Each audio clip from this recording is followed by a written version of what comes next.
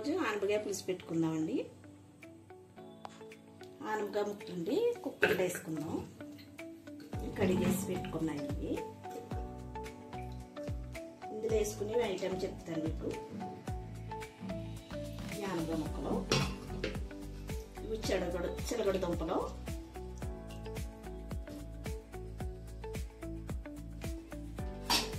ఒక టమాటా,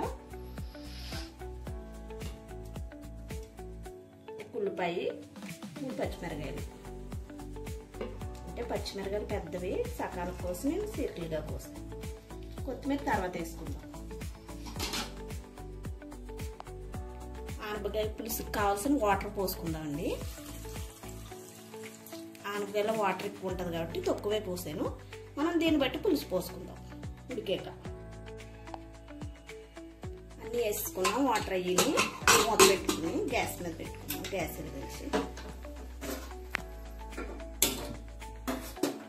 ఒకే విజిల్ వేయించుకోవాలండి. ఎందుకంటే ముక్కలన్నీ మెత్తగా అయిపోతాయి. 2 విజిల్ వేయించుకోకండి, ఒక్క విజిల్కే సరిపోతుంది. కుక్కర్ చల్లారిందండి, మూత తీసుకుందాం.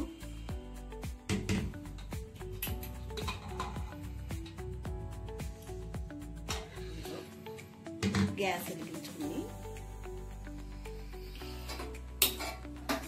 ఇందులో ఉప్పు, కారం, పసుపు, పులుపు వేసుకుందాం. చింతపండు పులుపు, పసుపు,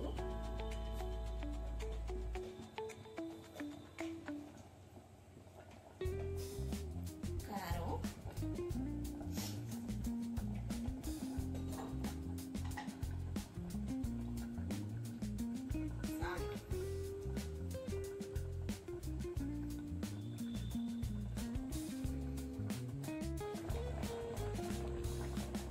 ఉంటాయండి. లోపల చింతపండు నానబెట్టుకుందాం.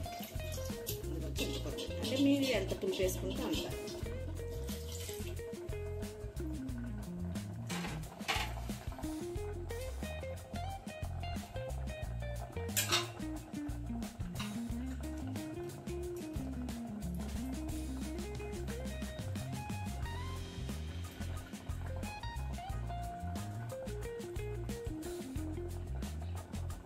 పులుసు వేసుకుందాం అండి, చింతపండు పులుసు.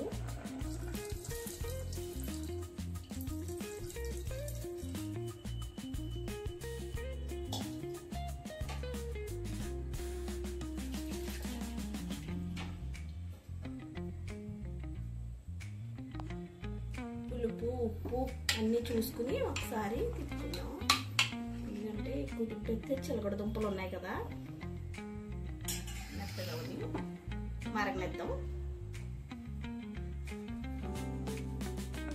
కొత్తిమీర వేసేసుకుందాం. మరిగాక తాలింపు పెట్టుకోవచ్చు.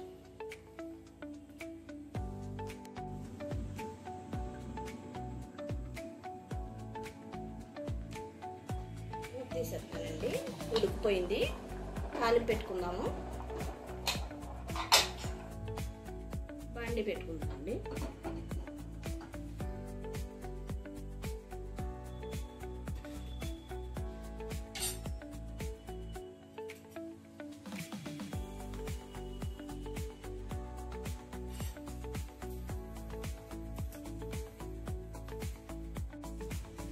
పోపు సామాను అండి. ఎండ్రాయిలు, ఎల్లుల్లిపాయలు, కరివేపాకు, ఎండుమిరగాయలు, జీలకర్ర, ఆవాలు. పక్కన పెట్టుకుని ఆయిల్ వేసి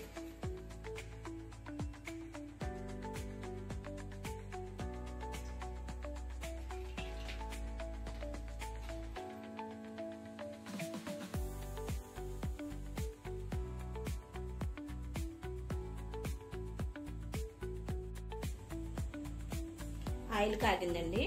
ఎల్లుల్లిపాయలు వేసుకుందాం.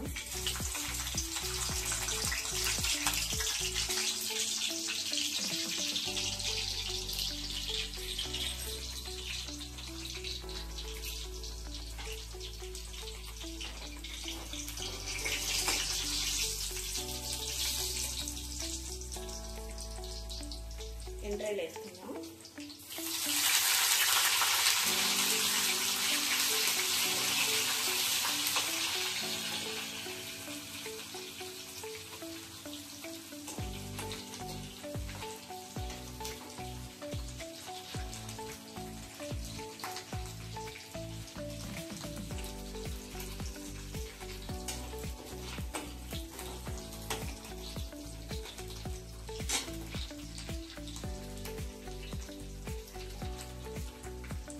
కరివేపాకు, ఇంకా ఎండుమిరగాయలు, జీలకర్ర, ఆవాలు మొత్తం వేసుకుని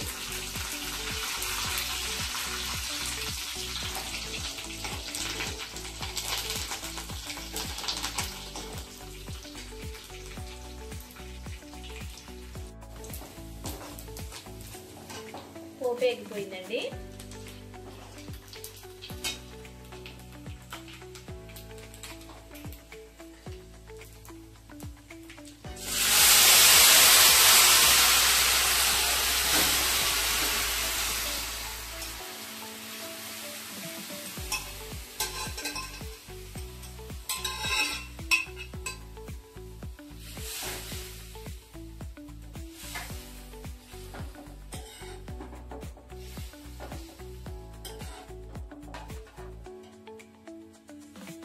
ఆనపకాయ పులుసు, ఆనపకాయ డప్పలం పెట్టుకోవచ్చు, పప్పు ఆనపకాయ వండుకోవచ్చు, పాలు ఆనపకాయ వండుకోవచ్చు, ఆనపకాయ ఏపుడు పెట్టుకోవచ్చు, ఆనపకాయ పచ్చడి చేసుకోవచ్చు.